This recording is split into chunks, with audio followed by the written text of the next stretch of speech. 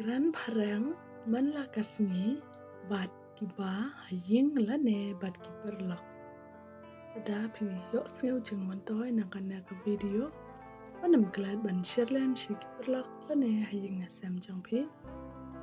Wanam glad ro ban page step by step knang ba pin yo jeng mantoy na kana ka video. Wanam glad ro ban like, share and subscribe ya kana ka channel. Where is your brother? Shano men jumpy. He just wake up. Udang shu kia tia. Oh, I thought he's still sleeping. Oh, nga dang mut udang tia.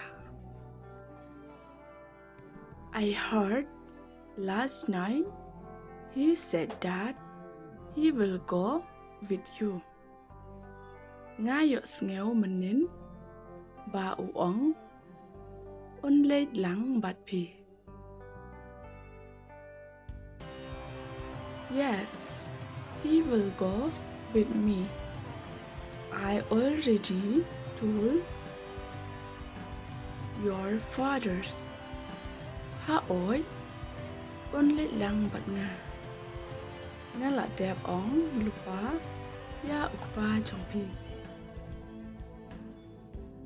Because your brother told me your father won't allow him to go without his permission.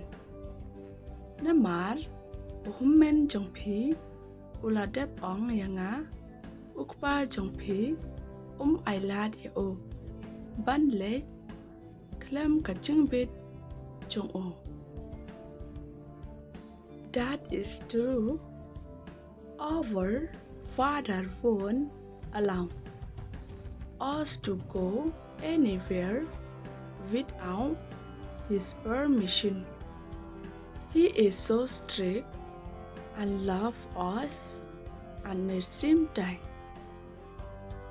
Kata kate kajing shisha ukpa jongi ai lad yangi ban le shino klem kajing bit jong o ulong uba perking ba bat ui yangi hakachu kapor. Go to tell your brothers he is done or not. Khe late ong ya men jong pi udah đẹp ne cũng nọ. Yes, he is done. He is coming. Ha oi là đẹp là vật. I'm in a hurry. We have to go. Nga là kerki ni hapan late no. My job is done. If anyone of you who don't understands, you are free to ask me. Kakam chonga kaladep lada don mano abden trong pi kibum ngeu thu pi long lại lối ban kili yanga.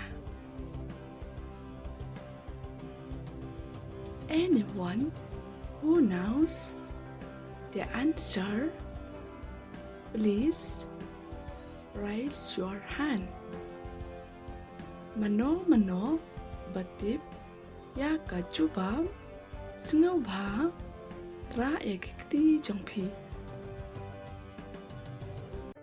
I hope you all understand.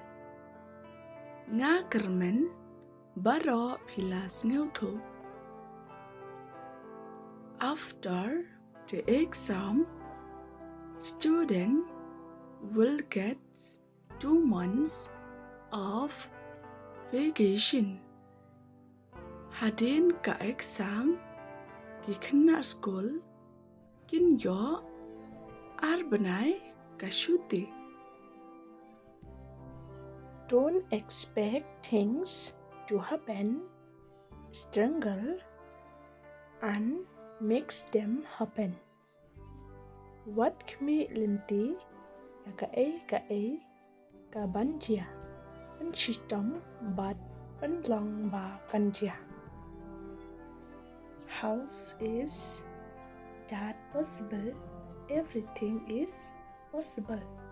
Kum no kum ta kala ban long ki ấy bro kila ban long.